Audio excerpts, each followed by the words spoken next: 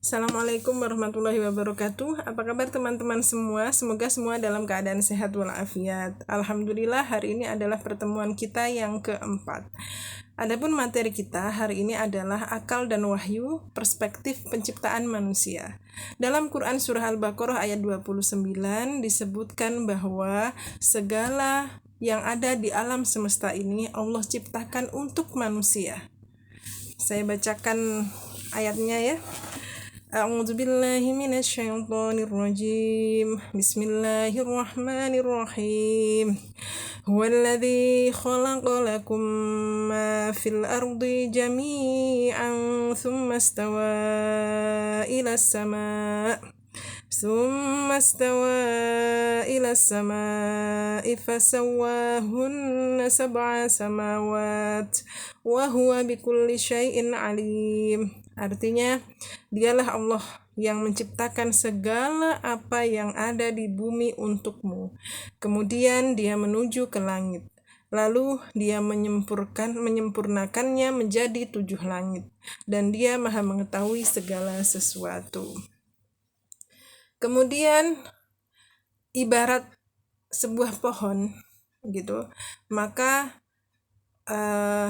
manusia ini adalah buahnya. Jadi akar pohon, kemudian akar kayu, daun, semuanya itu bersatu untuk menciptakan, untuk munculnya sebuah buah. Nah, buah itulah manusia. Buah dari sebuah pohon itulah manusia. Maka buah dari alam semesta ini adalah manusia. Kemudian manusia, di dalam tubuh manusia itu terdapat unsur-unsur yang ada dalam alam semesta ini. Jadi sudah sangat komplit ya. Tubuh manusia itu diciptakan oleh Allah.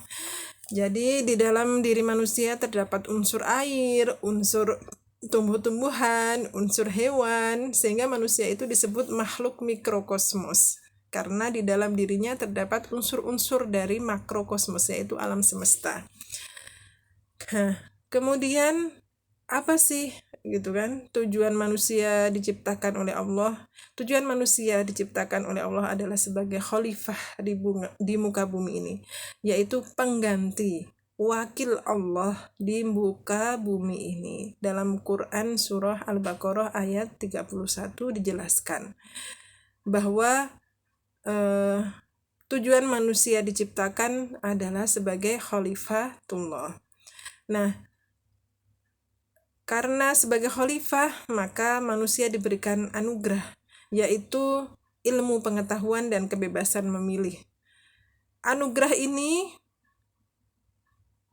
sudah diberikan piranti untuk mendapatkan ilmu pengetahuan dan kebebasan memilih itu. Nah, adapun piranti dan sarananya adalah akal dan wahyu. Kemudian manusia itu juga makhluk yang sempurna. Dalam Quran surah At-Tin ayat 4 disebutkan laqad khalaqnal insana fi ahsani taqwim. Nah, kemudian jadi manusia adalah makhluk yang sempurna. Kemudian bagaimana dengan yang cacat? Kita kan menemui fenomena orang-orang yang cacat. Nah, ternyata yang disebut makhluk yang sempurna itu bukan hanya fisiknya, karena Allah dalam Quran surah Al-Munafikun ayat 4 mengecam orang-orang yang bagus fisiknya tapi rusak jiwanya, rusak akalnya, kosong jiwanya dari nilai-nilai agama. Kemudian teman-teman sekalian, adapun unsur khas dari manusia adalah akalnya. Jadi manusia itu disebut dengan hewan yang berbicara atau al-hayawanun an-natiq. Hewan yang berbicara, yaitu makhluk hidup yang rasional. Maksudnya seperti itu. Secara fungsional, akal manusia itu memiliki 2 fungsi. Yang pertama fungsi kognitif, atau teoritis, yang dengannya manusia mampu mengetahui sesuatu dan bisa menyusun ilmu pengetahuan. Yang kedua, kemampuan manajerial atau kemampuan yang praktis, yang dengannya akal ini mampu mengontrol dorongan-dorongan yang ada dalam diri manusia, mampu manage hawa nafsu yang ada dalam diri manusia. Jadi manusia itu juga bukan hanya makhluk fisik, tapi juga makhluk spiritual dengan ciri hati atau qalb di dalamnya, yang mana di dalamnya terdapat keimanan, terdapat keyakinan. Ya, di dalam hati itu ada nurani, yang dengannya manusia itu mampu mengenal apa sih hakikatnya kebenaran itu. Manusia mampu merasakan ini yang benar, ini yang salah.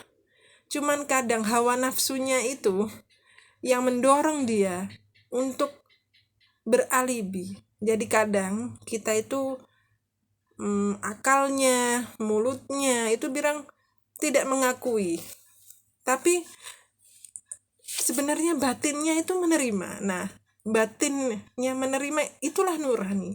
Karena nurani itu selalu condong pada kebaikan. Jadi asalnya itu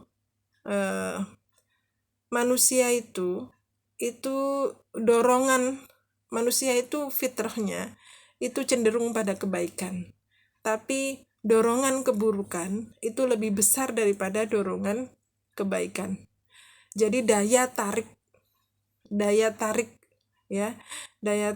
keburukan itu lebih besar daripada daya tarik kebaikan, sehingga manusia condong pada suka yang gak bagus, gak baik begitu.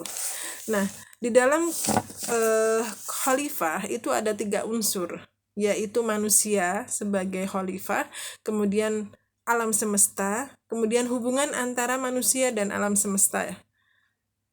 Nah, kemudian artinya apa? Bahwa manusia itu memikul tanggung jawab sebagai seorang khalifah, yaitu upaya menegakkan hukum Allah di muka bumi ini dengan memberdayakan segala potensi yang dia miliki. Jadi kunci dari kekhalifahan manusia adalah menegakkan hukum-hukum Allah di muka bumi ini dengan cara memberdayakan segala potensi yang ada dalam dirinya. Demikian pertemuan kita yang keempat. Semoga bisa difahami dan semoga bermanfaat. Sekian, wassalamualaikum warahmatullahi wabarakatuh.